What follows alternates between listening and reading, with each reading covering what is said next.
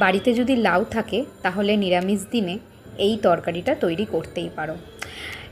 লাউ, আদা, tomato, capsicum ভালো করে কেটে নিয়ে হালকা করে তেলে ভেজে রেখেছিলাম।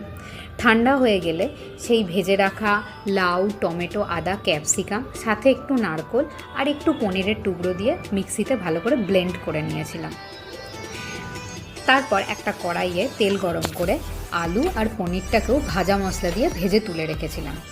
সেগুলো হওয়ার পর ওই কড়াইয়ের মধ্যেই তেল দিয়ে তেজপাতা, শুকনো লঙ্কা, জিরে, দারচিনি, এলাচ ফোড়ন দিয়ে তার মধ্যে তৈরি করে রাখা গ্রেভিটা দিয়ে দিয়েছিলাম।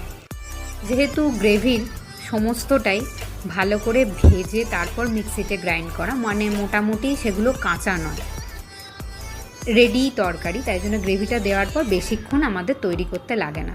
5 মিনিট নড়াচড়া করার পর তার মধ্যে হলুদ গুঁড়ো, লঙ্কা গুঁড়োও দিতে পারো, দিয়ে তারপর ভেজে রাখা পনির আর আলুটা দিয়ে দিয়েছিলাম।